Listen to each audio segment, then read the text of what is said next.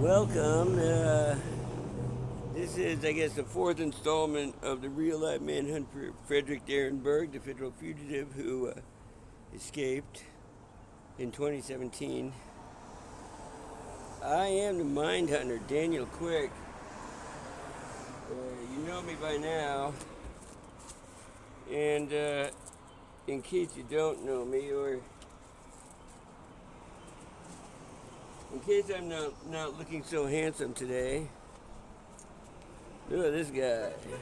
Look familiar? That is the man responsible for apprehending Frederick Darren Berg, the federal fugitive. He was the greatest con man of all time, in my opinion. This is a guy who, it was in Seattle with about 2012, and some of the circles in which I ran at the time.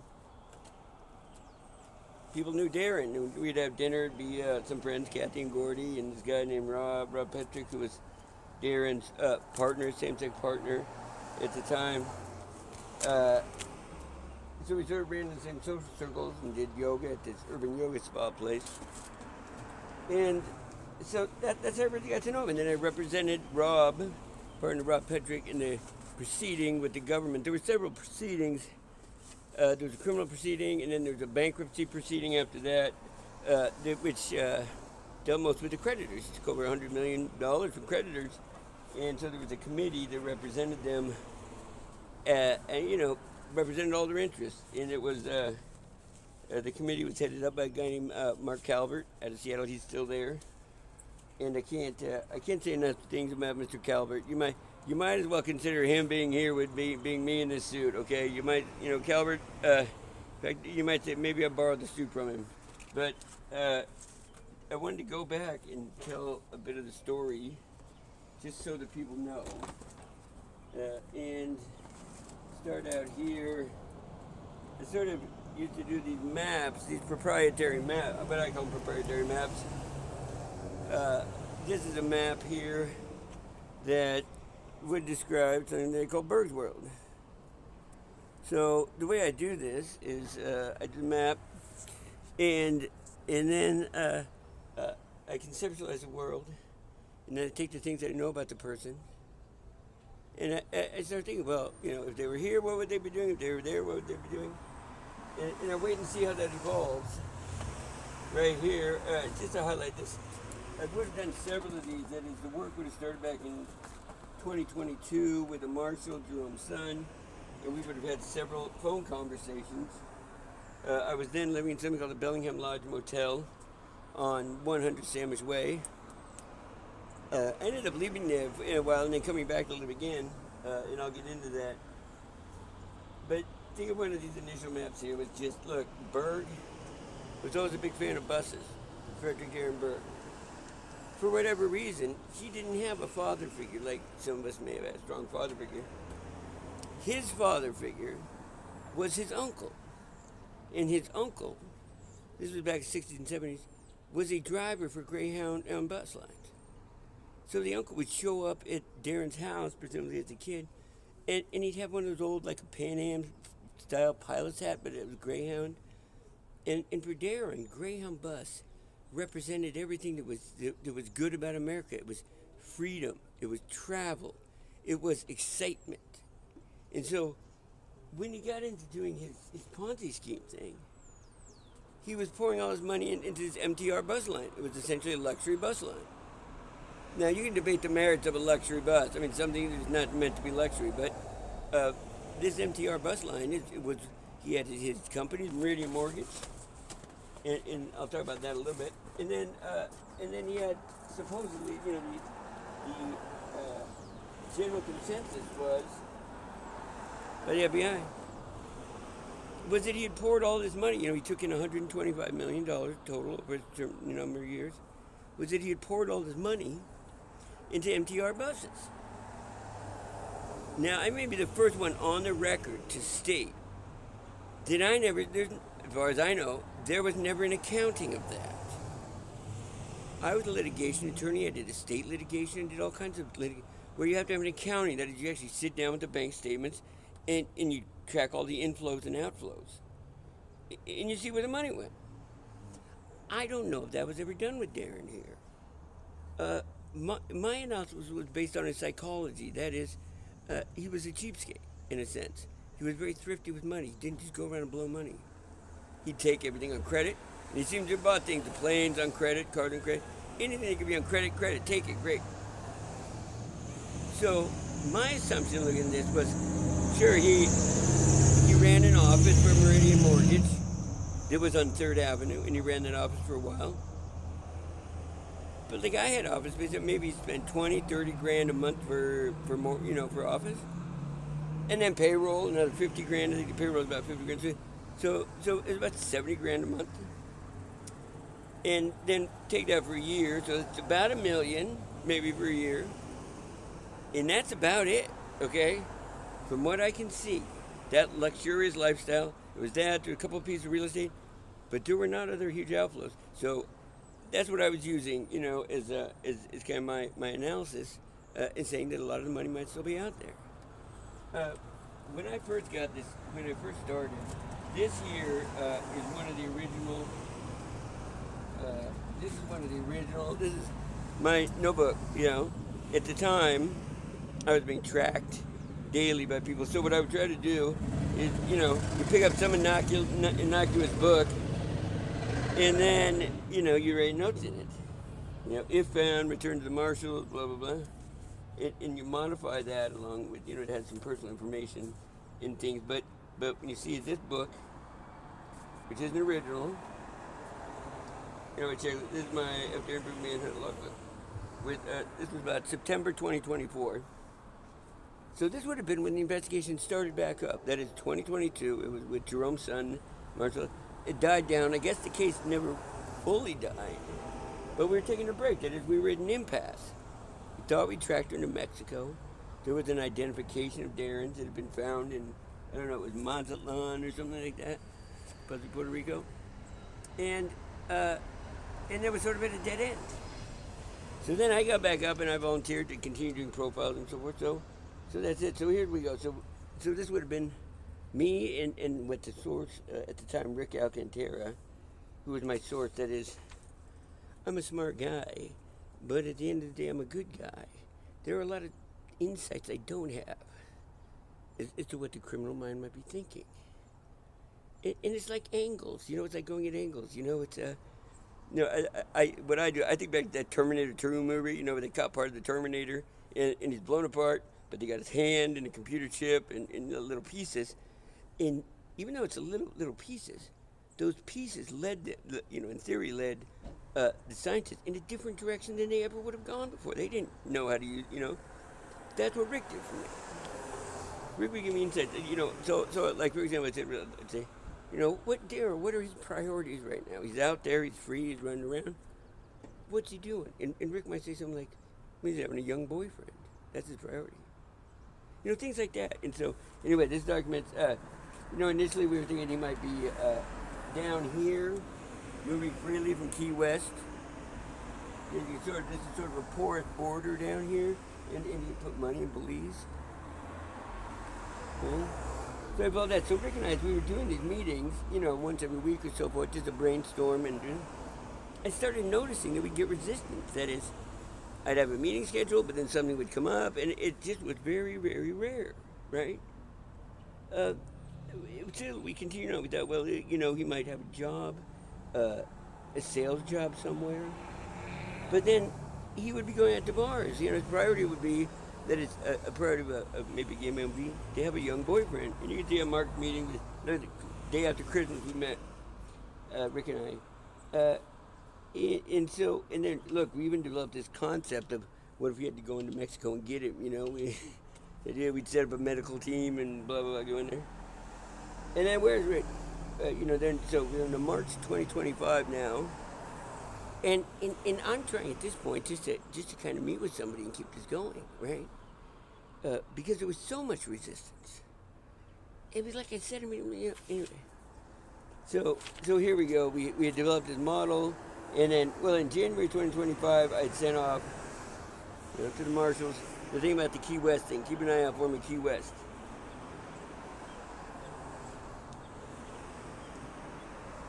One of Rob's family members, the Milligan people, they robbed a brother and sister-in-law. They had always been sympathetic to Darren. And in fact, the time of the year that Darren looked forward to was that week between Christmas and New Year's when he could go back to the family house, Rob's dad's house, and be like part of the family. You know, him and Rob would dress. They have the same Christmas sweater on, something like that. And he loved that time of year when he could feel normal with the family. And so we speculated that, you know, that Darren would be staying close to whoever, you know, had otherwise shown sympathy for him. But again, so here we go. And so that, my belief is that we made a lot of progress. This is where I first thought that someone was listening in on our conversations. And I was just like, what do we do? You know, someone's listening in, I'd be over Rick's house, go, let's not talk, you know, how do we communicate, how do we meet? And so that was when I thought the Bellingham Police Department was listening in as well. There were a number of things. You see, back in June 2025 was when I got back in touch with Mark Calvert. And Calvert was great. He set aside time for us. He took this whole process very seriously. And he's a busy man with a lot of things on his plate. He didn't have to come up here from Seattle, but he did. He prioritized the calls. Seemed like he was always taking my phone calls. You know, I like to think we became buddies, right, Mark? And, he came up in the summer. He was headed off on vacation, and he diverted that to come meet with me before vacation. You know, took time out of his vacation time to do this for the creditors, okay? This whole time, you understand, I'm also losing touch with the Marshal Service at this point. I'm getting through to them, but it's kind of very hit and miss, right? So, there's supposedly a new Deputy Martinez in, this and that. Nonetheless, we just continued the work to see what's going on. And then that's when June came along. And there was I was actually making a copy of this map, but I was living across the street over here. And I don't know if you can get to see this, but I was living across the street right there. Back where I'm living now. You see it?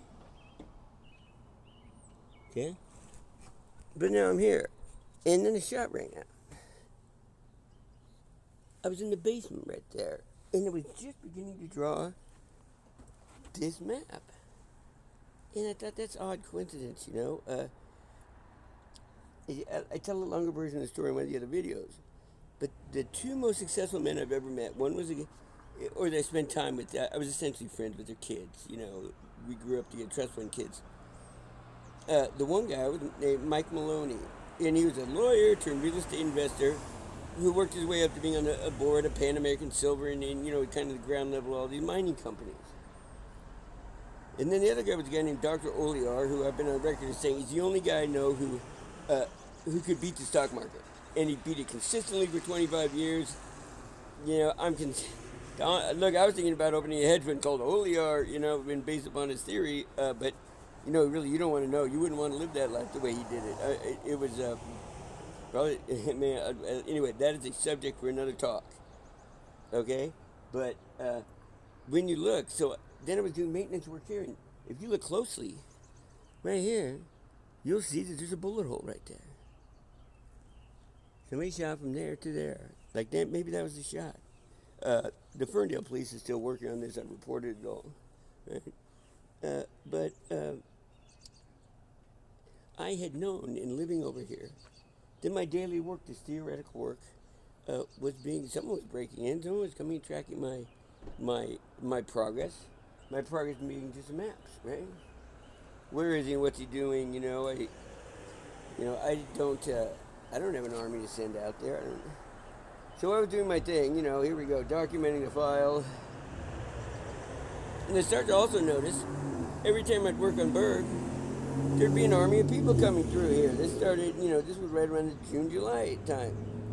If the shot rang out at 6 p.m., 6:30, right? The same night, some people that would appear, and they just started taking up all my time. Literally taking up every second, so I wouldn't have time to work on things. And, you know, that's kind of where I'm at. There's a note on Rick I didn't want to put in. Okay. this map here would be the same thing, Darren Berg world. And I sort of mapped out this scenario where there's a guy, Luis Alvarez, of Ferndale. He was Colombian, or is Colombian, I believe. And Berg's drug connections were Colombian. And I'm actually have to go into that, I don't remember everything to how we concluded it.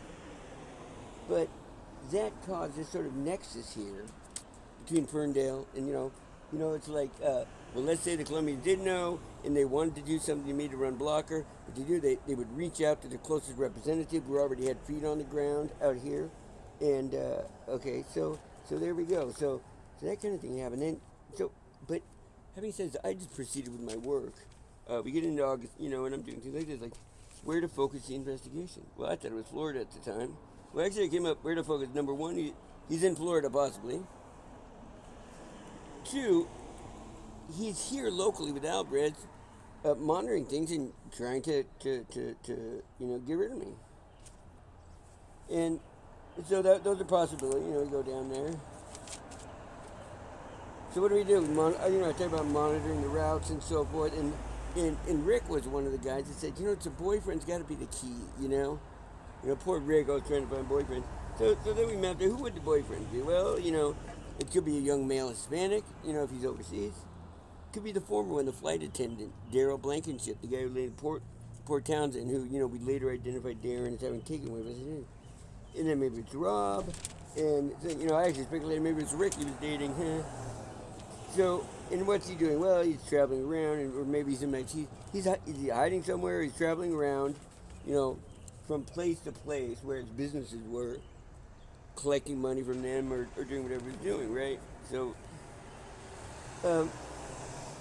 there was some other. So we get into October, and so forth.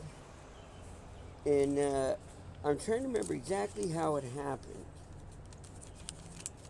but I started.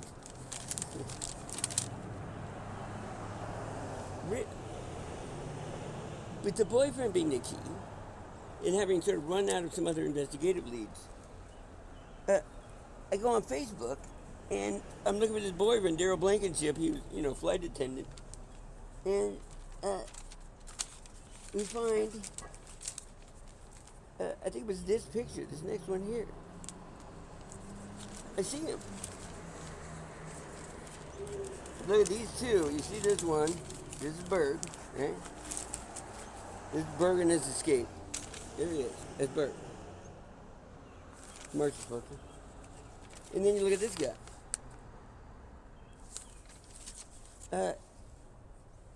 There's some people play this game. There's this game where, what looks similar, and in fact, like in Japan, for example, they have a picture of a person, and then the opposite page will be a picture of a monkey that looks similar.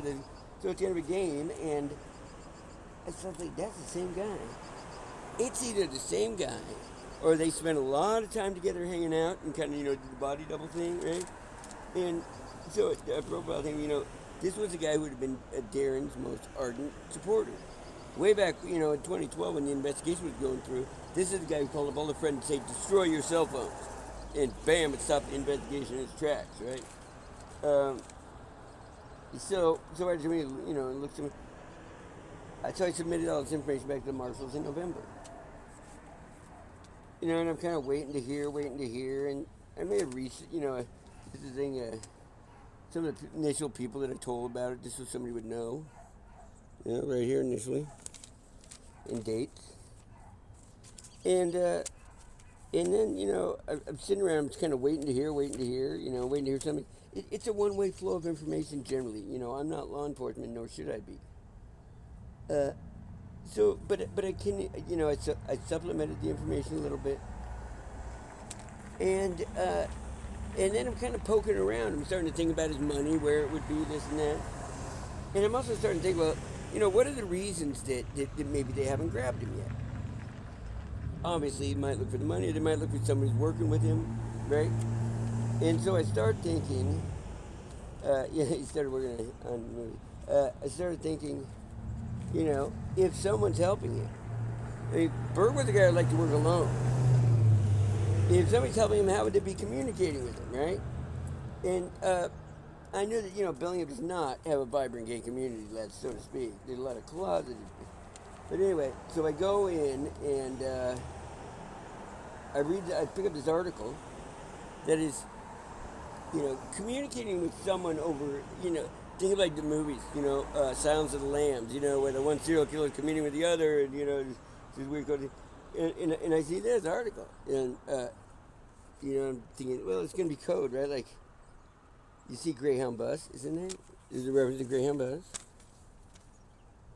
And college.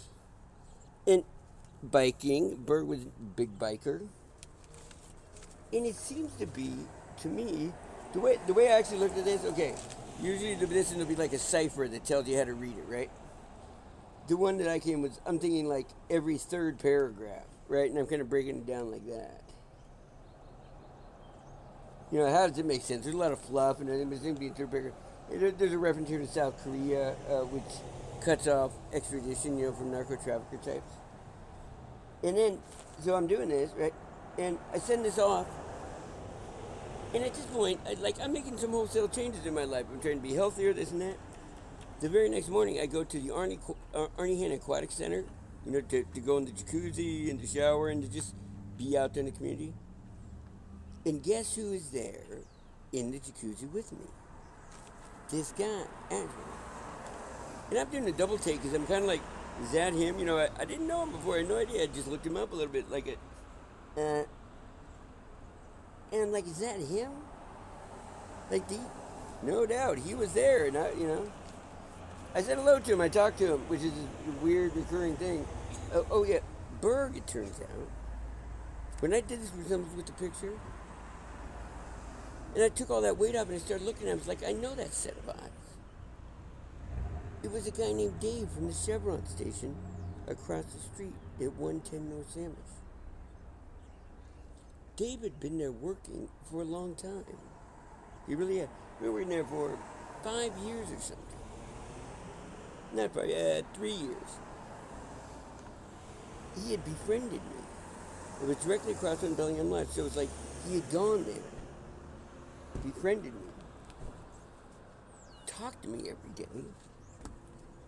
And I'm like, look at this crazy person. Like, who is that? I had to do a revisionist history thing on it because it was so strange. I used to go over there in the morning. I mean, this would have been mid-2025, right? I used to go over there in the morning, and we'd compare notes on who was more depressed, me or him. Very strange. You know what? I haven't even begun to digest that aspect of it. I don't know if there was some. He's probably just there monitoring the situation. I'll go into that here a little bit. Well, actually, I forgot some of the materials. The whole thing, the last 3 years, he was probably funding this thing. It was like a high-end identity theft. Follow me around, cause me accidents, shoot me, all these things.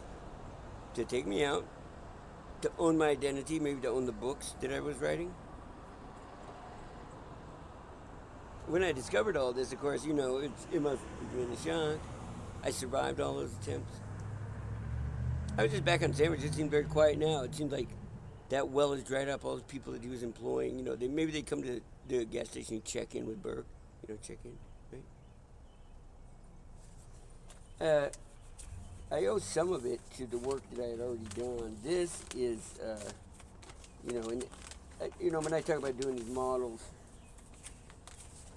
this is something that, to show you about, maybe I've done the damage out there. Put this here, right? It's, like, what have you been doing with yourself? What have you been doing? They're like the Berg interference. He's had 30 guys with 30 cars for 1 year. That would have cost about $3 million. Okay. This is an old thing. This is something that's going on out here. Okay. But you add this up, and then you put this on top of it. There was some work I had done in Seattle. Estimates on things. Put it 50 million. And 50 million. He have lost revenue from, a couple of years of reduced profitability from selling cocaine wholesale out of a Mexican restaurant.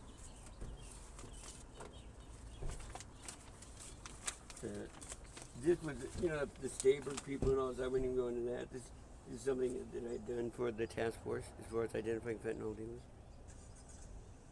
And then this is the total, in estimate, right there. That's money lost by the cartel over. That's $106 million for ongoing operations. And I say next time, don't kill my dogs.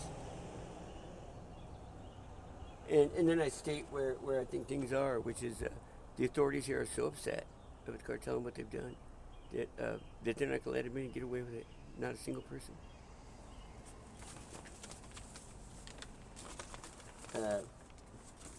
I'm sure that in the years to come, I will reflect on things, and it'll be an interesting time. Right now, I'm hoping that it's not my job to do any more on the case. I'll probably continue doing a little bit of theory on where his money might be, but I'm really trying to move on and have a family. And again, I couldn't have done this without the help of Mark Calvert. I couldn't have done it without the greatest mind hunter of all, and that is my Heavenly Father. The faith is what's gotten me through when so many other things have failed me. And it's a weird kind of world where you don't know what's up and what's down. And I was happy to be of service. I can say the marshals get their man. I had thought that he had set a poor example for everybody out there, being able to get out of prison and then escape the country, do with $100 million the way he did it. And it's time that we bring that money back home. Time that he's brought to justice, and hopefully that'll show everybody, that this kind of thing, this crime doesn't pay. You can steal $100 million and you still won't get away from the U.S. government if you've done it wrong. I remember when my client told me the story about Darren. My client, he goes to Darren. My client was a war hero, right? He goes to Darren, and here's what he said to him. He said, Darren, if you've done something, then you're going to have to account for it. And that's true for all of us. We all have to account for things that we do. If not to each other, like there's somebody out there, and you will have to account for it. Right now, I'm hoping to just move on to something else, something a little more mellow. I was just possibly in a position with an armored car service, and I thought that might be a little more mellow for me. But I'm willing to entertain offers. But I want to thank everybody for being here. It's been an amazing process, and one I never want to go through ever again. I don't feel bad for Darren at all. He defrauded a lot of creditors, and a lot of people got hurt and lost their homes. And it's been a big mess and a distraction for a lot of people, and hopefully my work can help just put this to rest. If there's anything that's needed from me by the authorities, I do these things as a patriot, out of love for God and country, and that's my focus. I want to again thank Mr. Calvert, thank the marshals, and for giving me a chance to make a contribution here. And I also want to thank you for tuning in tonight. I know you have a lot of options, but dedicating your time to this show and to spreading the word about what's going on, it helps me. Thank you very much. You're all wonderful. You really are. And like I say, what I like to do at the end is, it's kind of crazy what happens out there, but don't forget this guy here. Sometimes I think maybe we were opposite sides of the same coin, Berg and I. But look, this is the guy. Right there. If you run away with $100 million, I'm coming after you. Okay? I really thank you. Thank you to everyone. I hope you have a good evening. God bless you. And, with regard to that $100 million, you can think about stealing it, but don't do it. Thank you, folks.